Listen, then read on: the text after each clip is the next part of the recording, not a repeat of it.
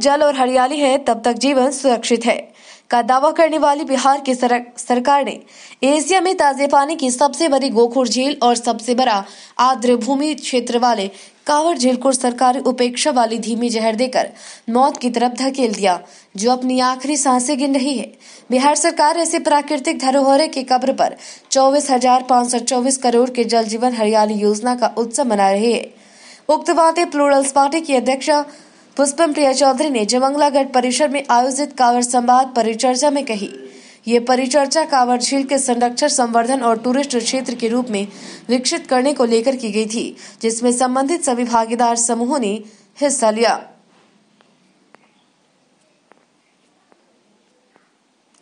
Bureau news Bihar के लिए कुमार गौरव की रिपोर्ट। पीठ नहीं है और भी बहुत कुछ जिस शक्तिपीठ की आप बात कर रहे हैं, की जो स्थिति है, मैं उसके बाद पैदल चलना भी मुश्किल होता है। अभी आप गाड़ी से आई, आप देख सकती हैं क्या स्थिति। जिस शक्तिपीठ की आप बात कर रहे हैं वो शक्तिपीठ पाल डायनेस्टी का है, पाल के काल का है, और वो हमारे हिस्ट्री का एक पार्ट है। उसको भी इन्होंने सुरक्षित रखने के लिए यहाँ पे कुछ भी व्यवस्था नहीं की। सड़कें तो नहीं है, ये तो कोई भी नई बात नहीं है कि यहाँ पे सड़कें नहीं है, रोड नहीं है। मैंने तो एक बहुत ही बेसिक सी बात पूछी ना आपसे कि अब तो चुनाव हुए हुए बहुत लंबा वक्त हो गया, तो इतने लंबे वक्त में इन्होंने कांवर झील में क्या किया है? एक सड़क भी नहीं बना पाए हैं। इन्होंने तो 15 साल से इसी चीज़ का ढिंढोरा पीटा है कि हमने सड़कें बनाई हैं, सड़कें बनाई हैं। आप मुझे दिखा दीजिए, यहीं पे कैमरा घुमा के और लोगों को दिखा दीजिए कि कहाँ है सड़कें। तो हमें तो ये सारी चीज़ें पता है। अभी हम यही कर सकते हैं, क्योंकि हम MP, MLA या CM नहीं हैं, तो हम ये कर सकते हैं कि इनसे बहुत ही बुलंदी से ये प्रश्न पूछ सकते हैं। और उसका मतलब सिर्फ माननीय मुख्यमंत्री जी नहीं है। ये जो फेडरल स्ट्रक्चर है उसमें बहुत सारे प्रतिनिधि हैं। हमारे इतने प्रतिनिधि हैं कि प्रतिनिधि गिनते गिनते शाम हो जाएगी, लेकिन काम कहीं भी कोई नहीं करता, कुछ भी नजर नहीं आता है। तो हम भी पूछ रहे हैं और आप भी पूछिए। आप तो राजनीतिक पार्टी है, तो आपको नहीं लगता है कि इसके लिए आपको आंदोलन करनी चाहिए? मैं तो पिछले 1 साल से आंदोलन कर रही हूँ। प्लूरल्स ही आंदोलन है। इतनी सारी अफवाहें हमारे बारे में फैलाई गई कि हम लंदन चले जाएंगे। हम तो नहीं गए लंदन, आंदोलन ही करने आए थे, आंदोलन ही कर रहे हैं और इन सबको आंदोलन करके ही हटाएंगे। धन्यवाद। पहले कि इसको यूनेस्को ने भी कन्वेंशन के तहत रामसर साइट में चिन्हित किया है।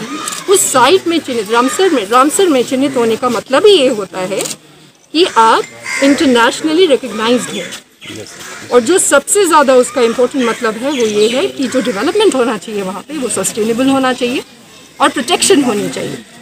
तो इसके बाद भी ये बहुत बड़ी उपलब्धि है, ये कोई छोटी उपलब्धि नहीं है। और वेटलैंड को चिन्हित करने के बाद, इतने बड़े यूनेस्को कन्वेंशन के द्वारा चिन्हित करने के बाद भी सरकार ने यहाँ कुछ भी नहीं किया है।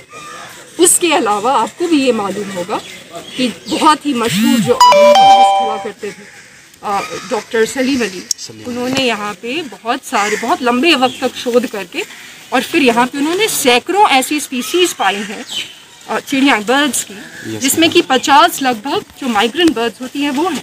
तो ये सब बहुत बड़ी चीज़ें हैं। हमारे यहाँ ये इकोनॉमी का एक अवसर है जो यहाँ पे है।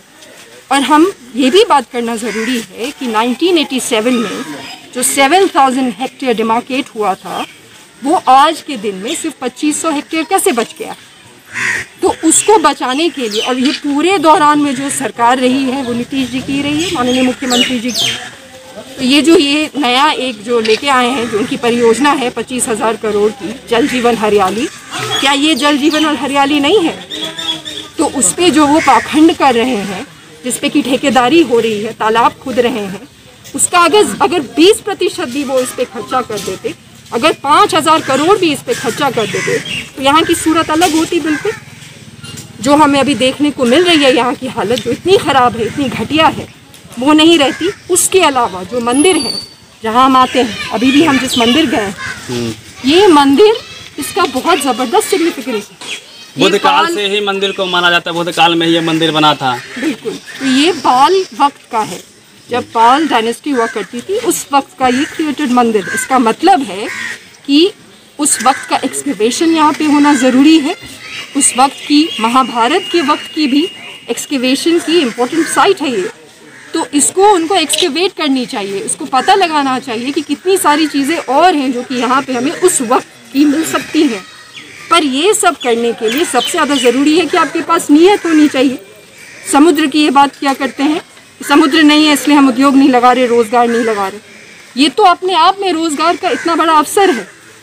आप यहाँ से कनेक्टिविटी करिए, बेगूसराय में आप एयरपोर्ट बनाइए, कनेक्टिविटी करिए, इसको अच्छे से डेवलप करिए। बट वो तो करना नहीं है, वो सब तो करना नहीं है, सिर्फ जुमलेबाजी में सरकार चलानी है। हम यहाँ पे ठीक 1 साल पहले आए थे, आज तक यहाँ पे सड़क नहीं है। अब तो सब विधायक चुन लिए गए हैं, चाहे वो पक्ष के हों या विपक्ष के हों, किसी ने क्या काम किया है। तो जहाँ पे कांवर झील के नाम पे भी ये लोग राजनीति कर रहे हैं, उनकी क्या सोच होगी। उनकी कोई इकोनॉमिक पॉलिसी नहीं है, इन्होंने आज तक कोई इकोनॉमिक पॉलिसी बनाई नहीं है, इनके एजेंडा पे ही कोई इकोनॉमिक पॉलिसी नहीं है। तो हमारा भविष्य खतरे में। मैडम आपके पास क्या पॉलिसी है, कुछ उसके बारे में बता सकते हैं? इतनी सारी चीज़ें मैंने आपको कही अभी, तो सरकार को करने की ज़रूरत है, वो करना पड़ेगा। हमें कांवर झील को वर्ल्ड क्लास बनाना पड़ेगा। और जैसा कि मैंने आपको अभी भी कहा कि वो ऑलरेडी साइट चिन्हित है, तो आप उस चिन्हित साइट को सस्टेनेबली डेवलप करिए। आप दुनिया भर के लोगों को जो ऑर्निथोलॉजिस्ट हैं उनको यहाँ पे वो अवसर दीजिए कि वो आए, वो रिसर्च करें। और पूरी दुनिया में ये चीज़ें होती हैं। भरतपुर के जो सेंचुरी है उससे हम 6 गुना ज़्यादा बड़े हैं। तो हमारे यहाँ क्यों नहीं वो सारे अवसर हैं, हमारे यहाँ क्यों नहीं इस चीज़ को विकसित किया गया। तो साफ है कि ना ही इन सरकारों को कुछ करने आता है, ना ही इनकी कोई नीयत है। अब सोचिए ऐसे, अगर आपके पास थोड़ी सी भी पॉलिसी नॉलेज है, थोड़ी सी भी नीयत है, और आपने एक जुमले की परियोजना बना के भी रखी है जिसका आपने जल जीवन हरियाली का नाम दे रखा है, तो सबसे पहले तो आपको इस जगह को विकसित करना चाहिए। ये तो कॉमन सेंस वाली बात। मैडम ऐसा भी देखा गया है, कहा यहाँ के किसान कहते हैं कि उनको मुआवजा भी नहीं मिला है और ज़मीन जो है 2013 से खरीद बिक्री बंद है। तो मेन सरकार किसी भी एंगल से इस पर ध्यान नहीं दे रही है। देखिए, जितने भी स्टेक होल्डर्स होते हैं किसी भी जगह, अरे कोई देखना है गरीब, जो भी स्टेक होल्डर्स होते हैं, चाहे वो यहाँ पे रहने वाले लोग हों, चाहे वो फिशरमैन हो, हाँ, चाहे वो इनके जैसे स्थानीय निवासी हो, फिशरमैन हो, चाहे फार्मर्स हो जिनकी आप बात करें, पॉलिसीज बनाई ऐसी जाती हैं कि आप उनसे डिस्कस करिए कि उनकी क्या समस्या है। देखिए, अल्टीमेटली ये जो पूरा प्रजातंत्र है वो लोगों के लिए ही है। पॉलिसीज एक अन्य मार्ग में बैठ के नहीं बन सकती। यहाँ पे आइए, लोगों से बात करिए, उनको कोई तकलीफ नहीं होनी चाहिए। अगर आपको लगता है कि लैंड एनक्रोच हो गया है तो उनको एक ऑल्टरनेटिव व्यवस्था करके दीजिए।